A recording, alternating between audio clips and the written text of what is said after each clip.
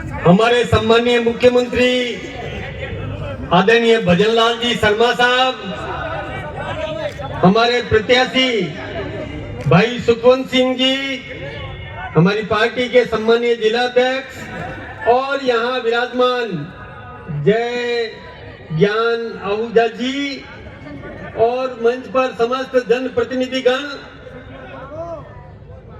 बुजुर्ग महानुभाव, नौजवान साथियों, बहनों। वैसे पिछली बार जब मैं यहाँ आया था तब भी अपार जन समूह था और आज भी जिस प्रकार का जन समूह यहाँ पर है, निश्चित रूप से हमें ये विश्वास हो गया कि यह सीट तो भारतीय जनता पार्टी जीतने वाली है। अभी हम दौसा से आए, मैंने ये दुपट्टा हटाया नहीं क्योंकि मेरे कपड़ों की हालत ऐसी है कि मुख्यमंत्री जी को भी दया आ गई। उसका कारण इतना शानदार रोड शो था, बेमिसाल रोड शो, और वहां पर हमको जनता का इतना अधिक प्यार मिला। जनता ने बढ़ चढ़ करके जो हमारा अभिनंदन किया, स्वागत किया। निश्चित रूप से हमें राजस्थान की 7 में से 7 सीटें जीतने का पक्का विश्वास हो गया। इसके लिए मैं जनता जनार्दन का बहुत बहुत अभिनंदन और धन्यवाद देना चाहूंगा। एक बात मैं आप सबके सामने कहूं, समय का तो ख्याल रखना ही पड़ेगा, लेकिन मैं आप सबको गवाह बनाकर एक बात मैं आपके माध्यम से समाज के एक दूसरे वर्ग को भी सुनाना चाहता हूं। देखिए, मैं उनको ये कहना चाहता हूं कि अपने ऊपर किसी का ठप्पा मत लगने दो, किसी की छाप मत लगने दो। यदि किसी की छाप लगने दी तो फिर वो तो आपकी चिंता करेगा नहीं और दूसरा भी आपकी चिंता नहीं करेगा। ये बात मैं क्यों कह रहा हूं आपको?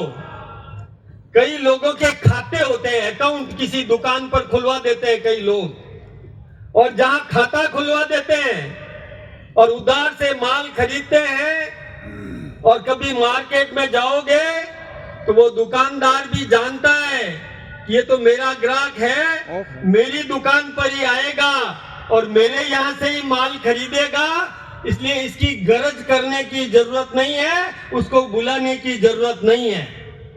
वो क्या करेगा? कोई रोकड़िया आएगा, पहले उसको बुलाएगा और उसको बिठाएगा और अच्छी जगह देगा बैठने की भी, क्योंकि वो रोकड़िया है। यदि सही माल नहीं दिखाया, भाव कम नहीं करे तो ये कहीं दूसरी दुकान चला जाएगा। यह विचार करके वो उस रोकड़ियों को बिठाएगा, पंखा उसकी तरफ करेगा, चाय भी मंगाएगा और उसको अपनी दुकान में से बढ़िया माल लाकर उसको दिखाएगा और भाव भी कम देगा, क्योंकि भाव अधिक लिए तो ये दुकान छोड़कर चला जाएगा।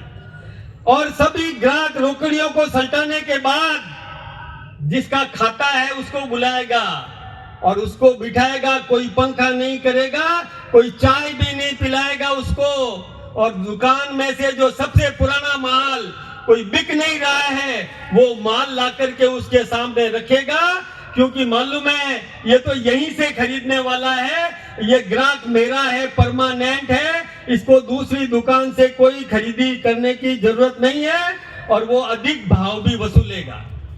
ये होता है कि नहीं होता है? तो मैं उस वर्ग को भी बताना चाहता हूं कि आप रोकड़िया बनो। कांग्रेस ने कभी उनका भला नहीं किया, भला किया है तो हमने किया है। 3 तलाक का अधिकार भी भारतीय जनता पार्टी ने दिया है और आवास भी दिया है तो हमने दिया है। लेकिन यदि आपके छाप लगी हुई है तो फिर हम क्यों चिंता करेंगे भाई? जब आप परमानेंट ग्राहक किसी के बन चुके हो तो हम क्यों चिंता करेंगे आपकी? तो इसलिए मैं उनसे भी आपके माध्यम से सलाह देना चाहता हूं कि वो भी किसी के साथ अपनी छाप नहीं लगने दें और मुख्य धारा के साथ में जुड़े, विकास के भागीदार बने। निश्चित रूप से इस इलाके में भी विकास होगा। मैं एक बात और बताऊं, कि राजस्थान में भारतीय जनता पार्टी की सरकार है और हमारे मुख्यमंत्री जी कितना प्रयास कर रहे हैं, कई जगह से जाकर के और निवेशक लाकर के राजस्थान में उद्योग स्थापित करवाना चाहते हैं। ये विदेश में भी गए, वहां से भी लेकर के आए, लेकिन यहां से यदि हमारी पार्टी का व्यक्ति जीत के गया तो वो जो भी कहेंगे मुख्यमंत्री जी उनकी बात पर भरोसा करके और एक दो उद्योग अपने इस इलाके में निश्चित रूप से लगवाएंगे, यहाँ के लोगों को रोजगार मिलेगा। लेकिन उल्टी पार्टी का व्यक्ति जीत के गया तो पहले तो वो संकोच करेगा, कहेगा भी नहीं, और कहेगा तो किस तरीके से बात करेगा, मुख्यमंत्री जी माने कि नहीं माने, समझ में दिलाएगा तो मानी जाएगी, अन्यथा नहीं मानी जाएगी। तो विकास यदि चाहते हो तो निश्चित रूप से आप भारतीय जनता पार्टी के साथ में जुड़ो। कांग्रेस ने भ्रष्टाचार बहुत पनपाया भाई। मैं एक लिस्ट लेकर के आया हूं जो थोड़ी बहुत जानकारी आपको देना चाहूंगा। कांग्रेस के कई नेता जेलों में बंद रहे। किस लिए जेलों में बंद रहे? कि उन्होंने भ्रष्टाचार किया था, आपके गाढ़े पसीने की कमाई उन्होंने खाई थी, इसलिए वो जेलों में बंद रहे और जमानत करवा करके बाहर और राजनीति कर रहे हैं। सोनिया जी भी जमानत पर है, आपको मालूम है, राहुल गांधी जी भी जमानत पर है, प्रियंका गांधी जी भी जमानत पर है, और लालू यादव जमानत पर है, तेजस्वी यादव जमानत पर है। कांग्रेस के समय में और अपने रेवेन्यू मिनिस्टर थे, वित्त मंत्री थे पी चिदम्बरम, वो भी जमानत पर है। कांग्रेस के एक मुख्यमंत्री हेमंत सोरेन, वो भी कुछ दिन पहले ही जेल से छूट करके आए, वो भी जमानत पर है।